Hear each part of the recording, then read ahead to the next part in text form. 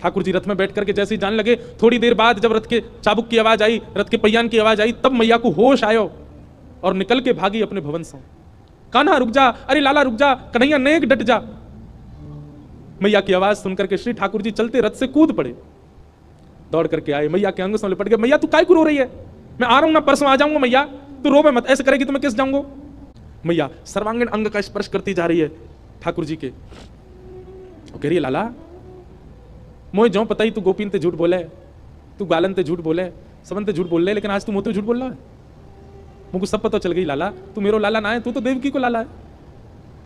कंस से रक्षा के काजे अक्रूर जी महाराज तो मेरे पास छोड़ गए, वसुदेव जी महाराज तो मेरे पास छोड़ गए। 11 वर्ष 56 दिना तक मैंने तेरो पालन पोषण किया। मक्खन खावे के काजे तो को छड़ी दिखाई, उखल में बांध दियो, कभी तेरे पीछे छड़ी लेकर के भागी, कभी तेरो कान मरोड़ दियो, कभी तेरो हाथ जोड़ते पकड़ लियो लाला, ऐसो कोमल से मेरो लाला। आज मुझको ग्लानी है रही है, मैंने क्यों किया ये सब? ना मैया तू मेरी मैया है, तू सब कर सके, तू को सबरो अधिकार है, तू अभी मुझको मार ले मैया, तू को सब अधिकार है मैया, मैं तेरो ही तो हूं।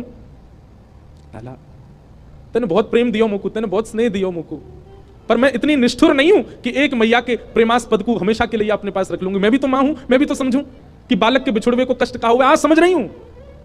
मैंने तो फिर भी तेरा संपूर्ण बालपन देखो, पर जाने तो जन्म दियो, वह देवकी मैया ने तो पूरा जीवन कारागृह में निकाल दियो। और आज भी अगर मैं तुमको रोक लूंगी लाला, तो मैं देवकी के संग बहुत बड़ा अत्याचार करूंगी।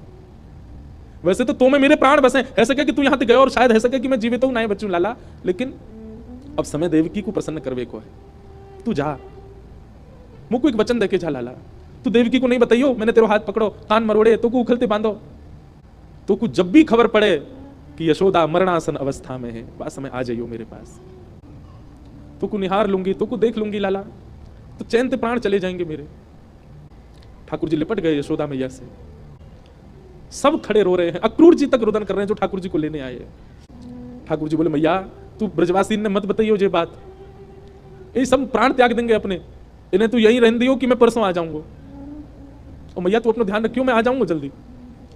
चरणों में प्रणाम करके जैसे श्री कृष्ण मुड़े हैं रथ की ओर, यशोदा जी मूर्छित हो गए।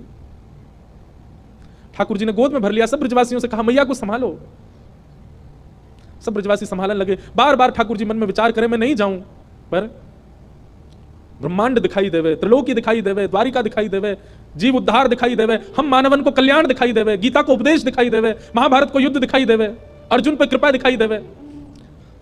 इन सब के आगे ब्रज का प्रेम तोलने का विषय नहीं है, पर अगर ये प्रेम को त्याग नहीं किया तो वो सब नहीं है पाएगा। कलयुग में सब लोग प्रेम जानने वाले समझने वाले नहीं है, सब स्वार्थ से मेरी भक्ति करेंगे। ऐसे स्वार्थियों के लिए भी मुझे कुछ ज्ञान तो देना पड़ेगा।